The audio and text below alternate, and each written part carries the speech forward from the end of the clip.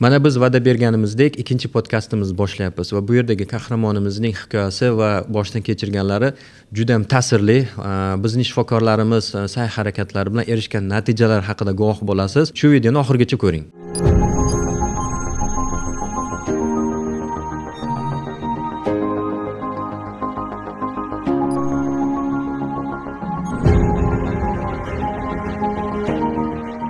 Hurmatli tomoshabinlar, navbatdagi mehmonimiz Zulfiyaxon tashrif buyurdilar.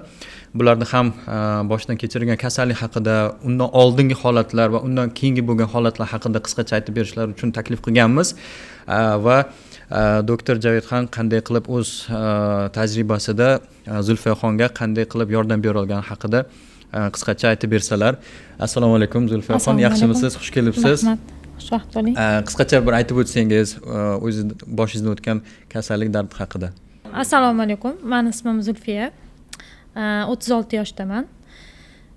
Bu kasallik bilan men 2024-yil oktyabr oylarida bilib qoldim va doktorlarga murojaat qilishni boshladim.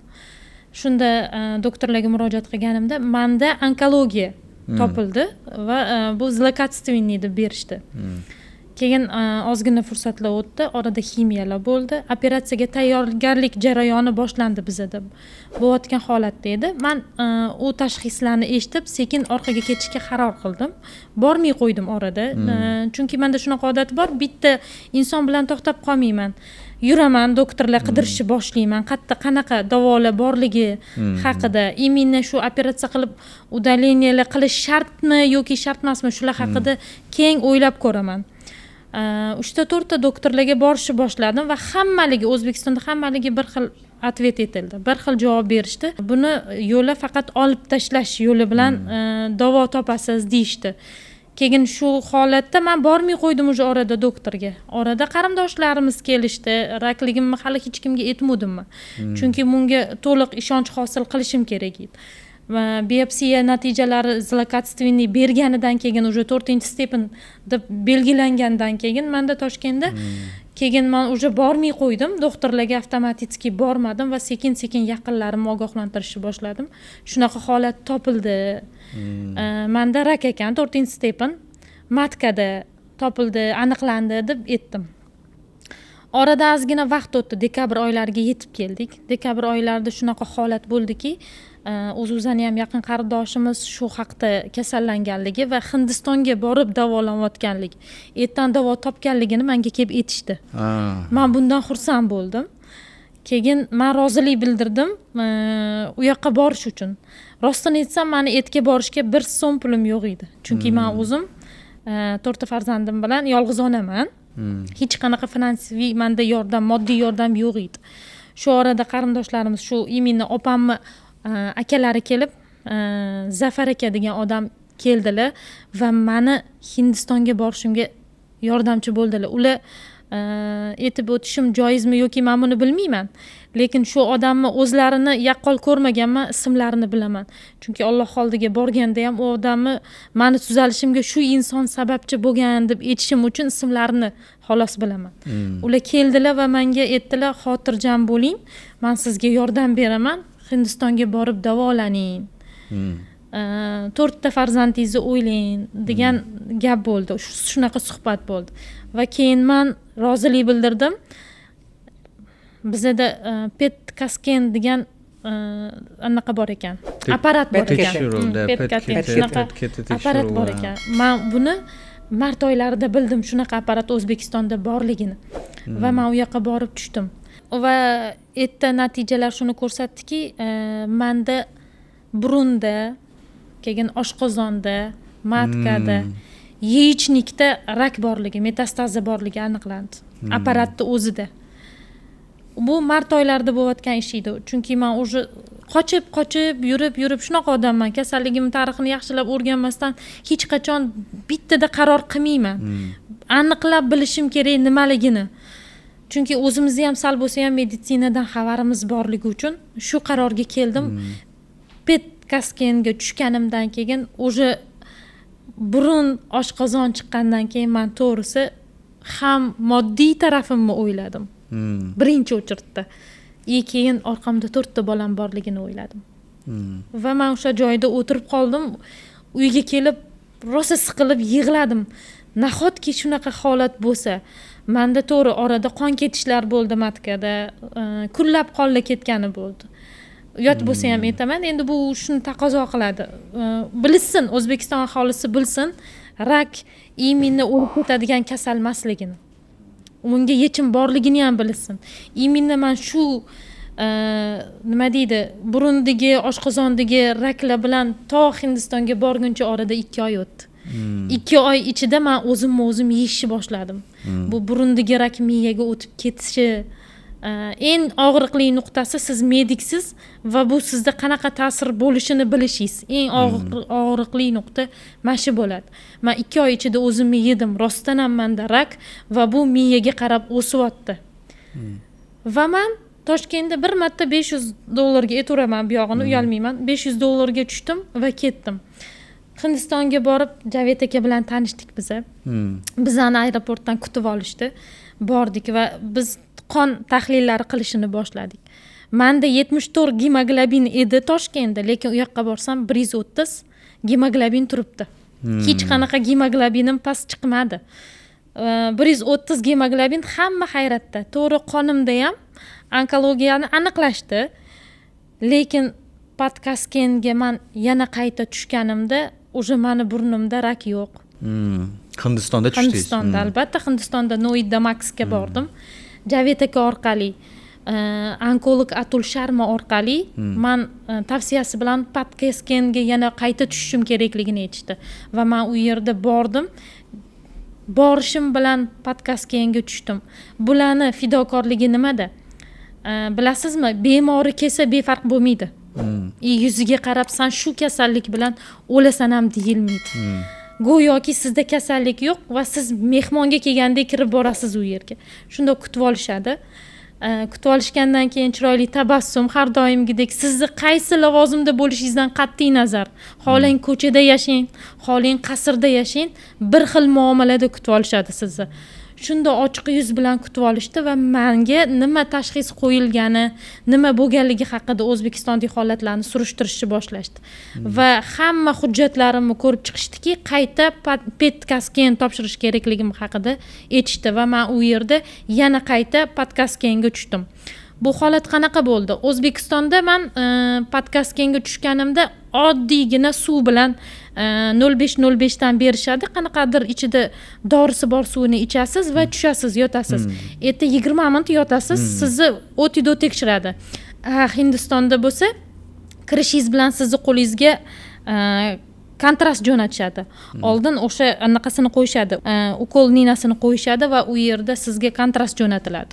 Hattoki yadroni ichida ham sizga u yadro zarar bermasligi uchun, sizga himoya bo'lishi uchun yotgan joyingizda o'sha kapinisalarni jo'natib turishadi. Men O'zbekistonda bunaqa narsa ko'rmadim.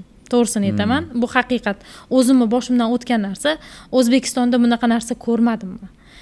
U yerda keyin sizni 3 xil holatda tekshirishadi. Borishingiz bilan yadroterapiyada 3 xil holatda tekshiriladi. Birinchisi, och qoringa borasiz, kontrast bilan yotasiz. Ikkinchisi, 10 minut orada dam olasiz. 10 minut yoki 15 minut taxminan orada dam olasiz. Yana tekshiriladi. Uchinchisi, to'q qoringa tekshiriladi. U 1 soat oralig'ida davom etadi. Siz 1 soat uyga borasiz, ovqatlanasiz va bemalol yana qaytib kelib, o'sha summa ichida qayta yana ko'rikdan o'tasiz. U qaytadan to'lovlar talab etmaydi. Bu bitta o'sha to'lov bilan bo'ladigan holat. Va aniqlandiki, erta podkastga O'zbekistondagi natijalardan birortasi ham chiqmadi. Na meni burnimda rak chiqdi, na oshqozonimda chiqdi, na matkamda chiqdi. U yerda borganimizda biz o'sha shok holatdamiz.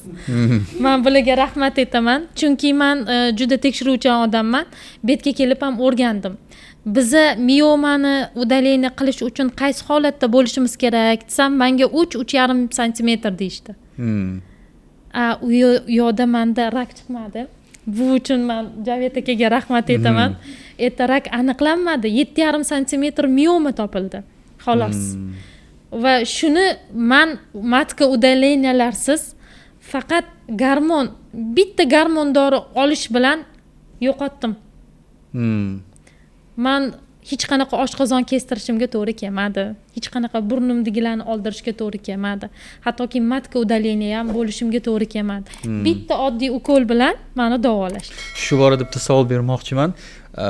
Hindistonga borishingizdan oldin biron muolaja olganmisiz? Biron meditsina Olganman. dori ichgandirsiz? Albatta, O'zbekistonda men bir marta ximiya oldim. Ximiya terapiya. Men ximiya terapiyani o'tkazdim. Oktyabr o'tdi, noyabr va dekabr o'rtalarida men ximiya terapiya olganman. Chunki menga biopsiyalar Toshkentda zlokatstvenniy 4-stepen berildi. Men ximiya olganman to'g'risi. Va Hindistonga borganimda meni hech qanaqa ximiyalarsiz davolashdi. Ertan kelganimdan keyin orada bunaqa holat ham bo'ldi. Men asada ichdim. Asad. Hozir keng O'zbekistonda tarqalyapti. To'g'ri kimlardadir davo bo'layotgandir. Lekin to'g'risini aytaman, meni oshqozonlarim devorlari shu darajada yupqalashib ketdiki, asada ichganimdan. Men hech qachon oshqozonim bilan yoshligimda og'rimaganman, kasallanmaganman. Asadini shu ichdim, oylar davomida ichdim. Hozir sizga aytaman, oktyabr oyida ichgan bo'lsam, men mart oyigacha, to bularning yoniga borguncha men u dorini qabul qildim. Mart oyigacha, oktyabrdan mart oyigacha asada dorisini ichganman. Va bu natijada menda oshqozonimda ham, qonimda ham virus aniqlandi. Hindistonda virus aniqlashdi. Demoqchimanki, rak bo'lganlar najot bor ekan, asada ichinglar desa ishonib qolishmasin. Oldin o'rganishsin tanaligi, rostdan ham asadani qabul qiladimi yoki yo'qmi? Rostdan ham shu nima deydi, shifo bo'ladimi? Oldin o'rganishsin. Men shu yerda xato qilganligimni tushundim, rostdan aytaman. Asad ichishga qaror qilgansiz. Uni bir kishi tavsiya qildimi? Uni tavsiya qilishgan. Uni tavsiya qilishgan. Men eshitdim. Mana shunaqa davo bor ekan, bilasiz, cho'kayotgan odam qashga ham, suvda turib, somonga ham yopishadi. Men ham xuddi shunaqa holatda bo'lib, asadini buyurishganida, demak, najot toparkanman.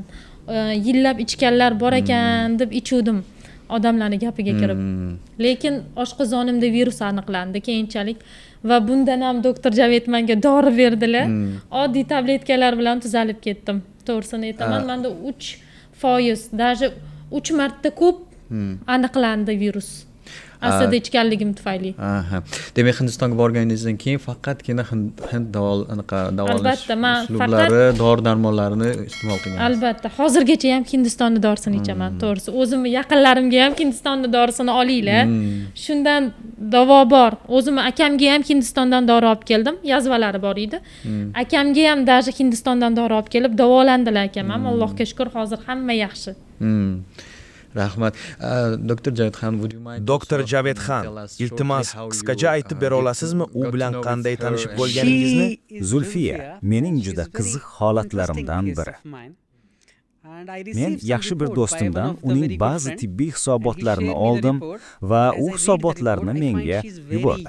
Hisobotni o'qib chiqqanimda u juda yosh va turmush o'rtog'i yo'qligini, 4 farzandi borligini bildim. Biopsiya natijasiga qarasam, unda saraton yozilgan edi. Shuning uchun men nima qilishim kerakligini o'yladim. Biz uning bachadonini operatsiya qilishni rejalashtirdik. Chunki boshqa variantimiz yo'q edi. Agar kimdir bemorni ko'rmasdan faqat hisobotga qarasa va PET skan ham 4-5 joyda saratonni ko'rsatsa, shu fikrda bo'ladi. Hisobotni o'qib, do'stimga javoban aytdim.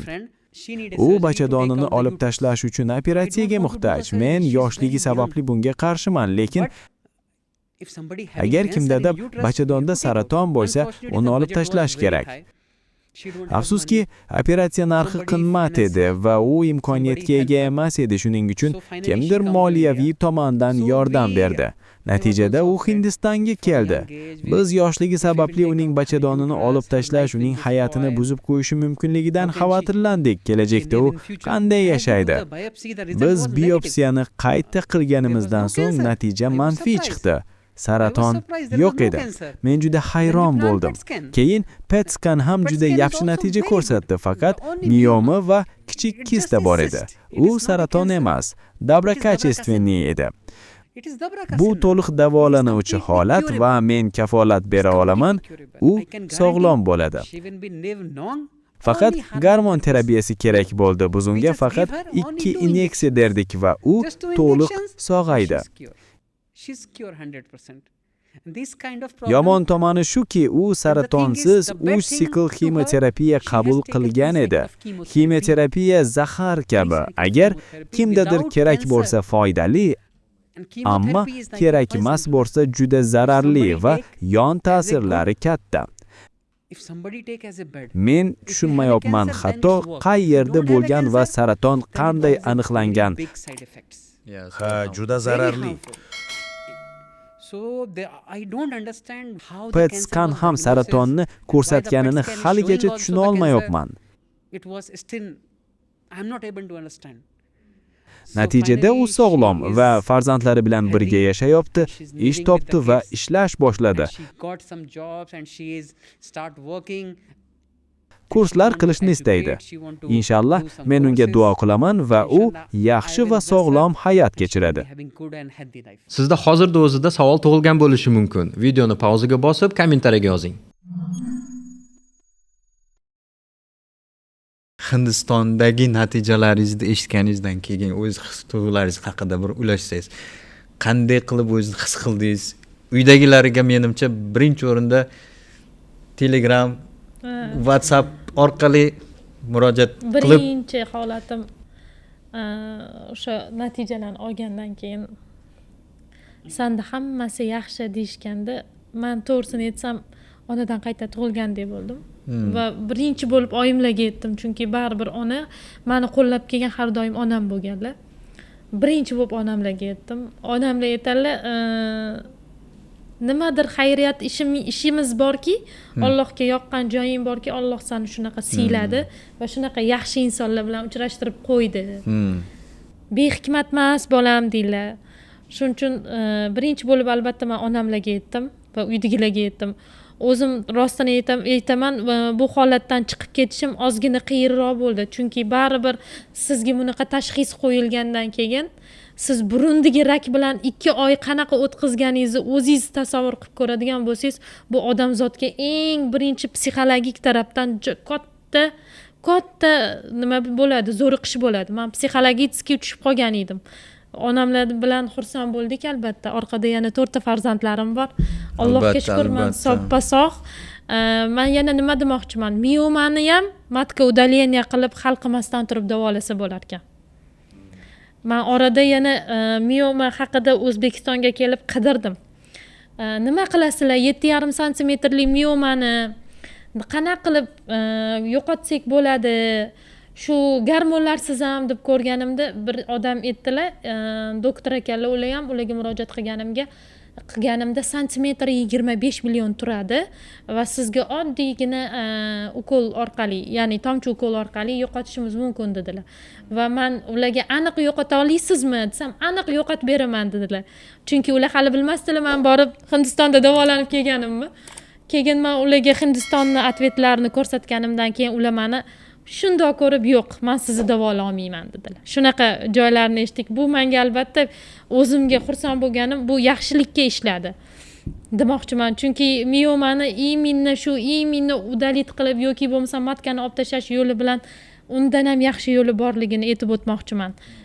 Murojaat qilsanglar, har qanaqa soha bo'yicha, har qanaqa burunda adenoidlar bo'ladimi, har xil operatsiyalar bo'ladimi, hammasini imkon qadar u yerda olib tashlamasdan turib, sizni shu operatsiya stoliga yotqizmasdan turib, lecheniyasini topib berishadi. Imkon borida bularda olib tashlash yechim emas. Bular unaqa taraflama qarashmaydi. Oldin bizda oddiygina shamollab qolsak ham kapinitsalar bilan, to'g'rimi, davolanamiz. Oddiy shamollab qolsak ham. Lekin bular kapinitsani eng so'nggi chora deb bilishadi. Men shunaqa hali ham yechim borligidan xursandman. Allohga shukr etaman va bularga rahmat etaman. Yana bir o'rinda aytib o'tamanki, u yoqda Atul Sharma degan onkolog doktorimiz bor. Ularga ham kattakon rahmat etaman. Meni tabriklasanglar bo'ladi. Onkologiya, O'zbekistonda aniqlangan onkologiya Hindistonda havolari bilan yo'q bo'lib ketgani uchun tabriklaymiz, albatta tabriklaymiz. Shu bilan xursand bo'laman. Narx bo'yicha ham bir ma'lumot bersangiz, solishtirganda O'zbekiston bilan shu Hindistonda davolanish. Bizada ximiyalarni narxlari anchagina qimmat. Buni hamma biladi hozirgi kunda. Bu bekitib bo'lmaydigan anaqa. Lekin u yoqqa borsangiz, betda ketkazadigan yillar davomida ketkazadigan pullaringizga u yerda soppa-sog' bo'lib qaytasiz. Men u yerda o'zim ko'rdim, hattoki o'sha oxirgi chorani qo'yilgan insonlar yurib chiqib ketishdi. Men o'zim o'sha kuni biopsiya olish uchun operatsiyaga yotgan bo'lsam, erta o'sha odam bordiki, bir insonni ko'rdim. Otalarini olib kelgan ekanlar, so'nggi chora bilan baribir najot istab borgan inson ekanlar. Ular so'nggi chorada borgan inson 3 kundan keyin analizlarimni natijalarini bilish uchun borsam, o'sha odam yotgan to'shakda yotgan holatdagi odam yurib oyog'i bilan chiqib ketganlarini ham ko'rdim. Narxlarimizni tafovutlariga keladigan bo'lsak, betdagidan ko'ra siz betda davolanadigan pulingizga u yerda operatsiyalarni bemalol o'tkazsangiz bo'ladi. Rahmat. Doktor Javedxon, Doktor Javedxon, siz bizga uning hikoyasini ham aytib bera olasizmi? Natijalar yaxshi bo'lmaganini tushundik. U 2 oy davomida juda kuchli stress boshdan kechirgan. Sababini topganingiz uchun sizga rahmat. Bu albatta juda yaxshi bo'ldi.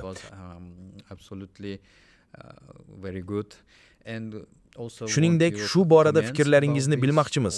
Nima uchun odatda xatoliklar yuz beradi? Aslida bu xato edi. Agar ikki narsaning natijasi bir xil bo'lib ko'rsatilsa, bu xato hisoblanadi. Biopsiya xato bo'lishi mumkinligini tushunaman, lekin PET skan juda aniq tekshiruv. PET skandan saraton deb hisobot berishlari xato edi. Bu har kimni chalg'itishi mumkin. Hatto shifokorlar ham faqat hisobotga qarab xulosa chiqaradi. Men hisobotni ko'rib, keyin tashxis qo'yaman. Agar hisobotlar noto'g'ri bo'lsa, men qanday tashxis qo'yaman? Tushundingizmi? Asl masala shundaki, texnologiya yetishmayapti. Shuning uchun O'zbekistonda texnologik uskunalarni rivojlantirish kerak. Ular zamonaviy texnologiyalarga, ilg'or mashinalarga va ilg'or tashxis usullariga ko'proq e'tibor berish lozim.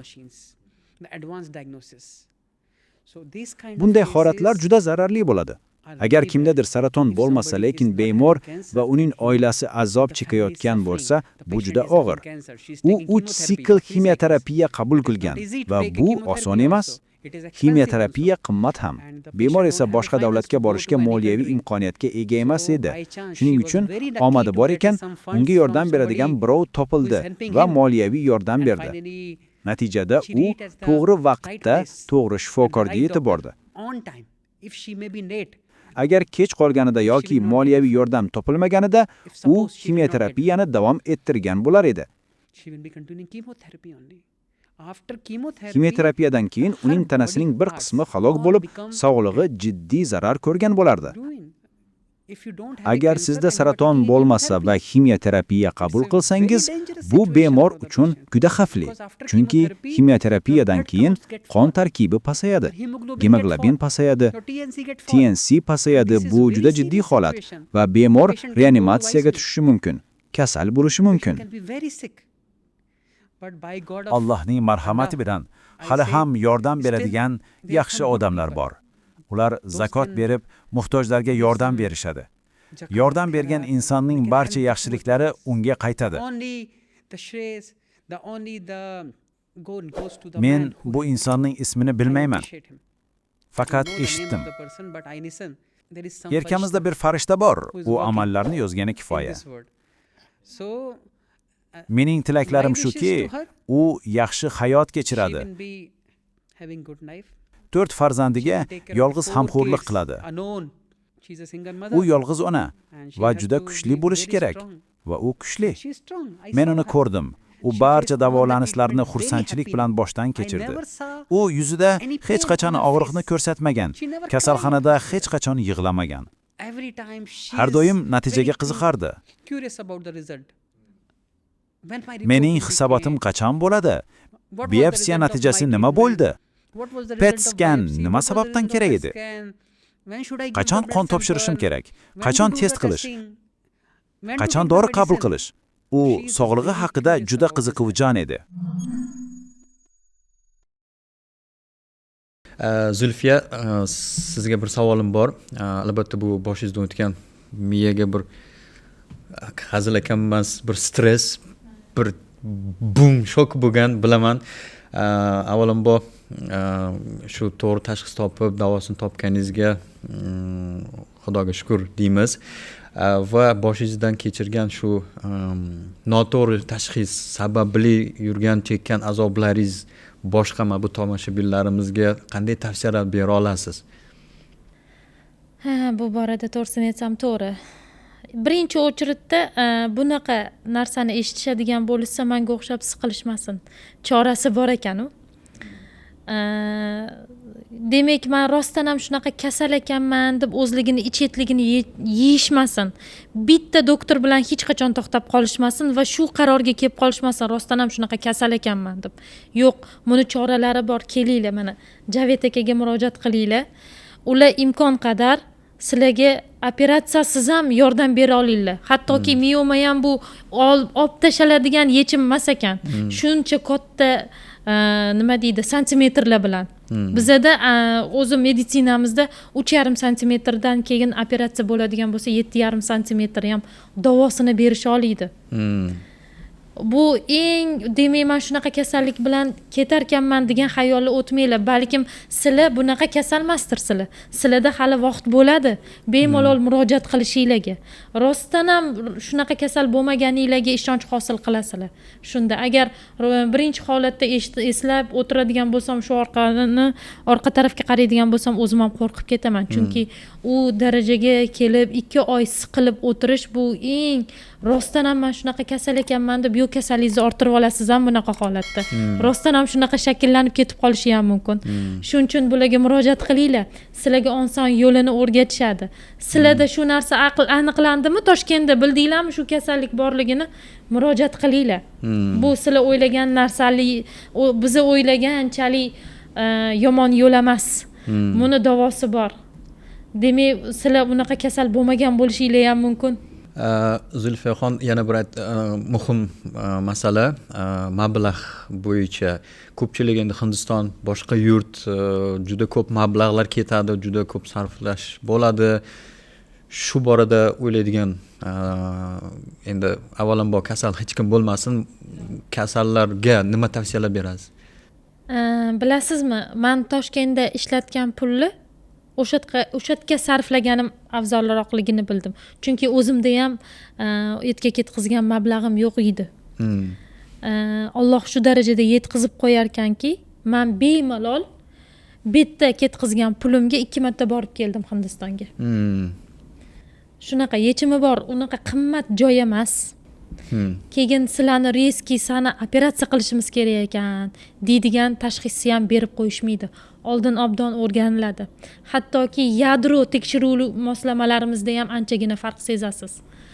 Sizda nima bo'lishini bir pastagina sen rostdan ham shunaqa kasalsan deb miyangizga qo'yib qo'yishmaydi. Ular obdon tekshirib o'rganiladi va bu siz biz o'ylaganchalik qimmat emas. Men Toshkentda ketkizgan pulimga 2 marta borib keldim, rostini aytsam. Shu borada qo'shib o'tmoqchiman. Hindistonga borish chiptasi ham tekshirib ko'rsa, Aviasales yoki biron bir saytda unaqa juda ham qimmat emas. Juda ham qimmat emas. O'zim tekshirdim. $200, ba'zan $200. 150 yoki 140 bo'ladi agar oldindan bron qilsangiz. Rostdanmi? Ba'zi holatlar bo'lishi mumkin. Qachonki qaysidir mos oylarida bo'lishi mumkin, lekin qolgan payt unaqa qimmat emas.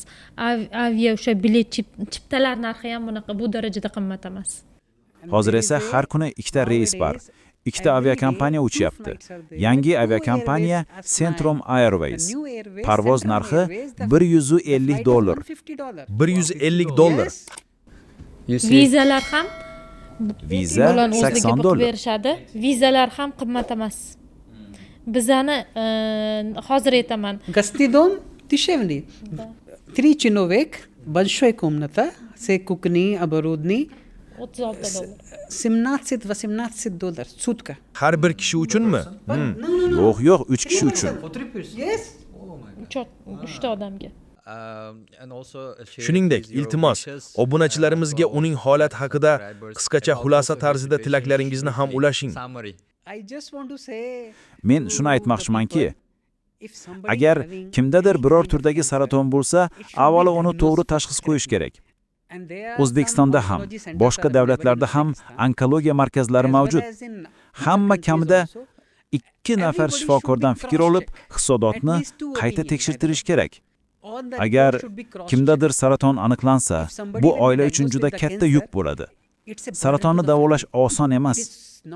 Men O'zbekiston xalqiga shuni tavsiya qilaman. Agar kimdir ikkilanayotgan bo'lsa va aniq tashxis aytilmagan bo'lsa, marhamat menga murojaat qiling. Men ularga yordam berishga harakat qilaman. Hozir aytib o'tilgan masalalar bo'yicha avvalambor hech kim tushmasin, hech kim kasal bo'lmasin. Mabodo kimdir uchragan bo'lsa, Davo Health nom ostida bugungi kunlarda doktor Javed Han rasmiy vakili mavjud Toshkentda ish olib boriladi.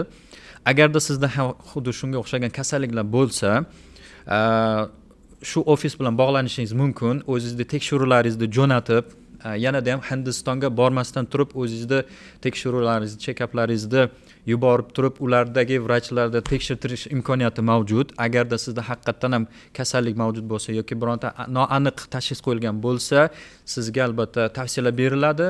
Bizni kuzatib boring va bizning kanalimizga obuna bo'lish esingizdan chiqib qolmasin va Davo Healthga murojaat qilmoqchi bo'lsangiz, quyidagi telefon raqamga murojaat qilishingiz mumkin. Rahmat. Davo topishda hech qachon adashmanglar. Bemalol qo'rqmasdan murojaat qilishinglar mumkin. Sizlarni katta yurak bilan shularni qo'lligiga bemalol topshira olaman.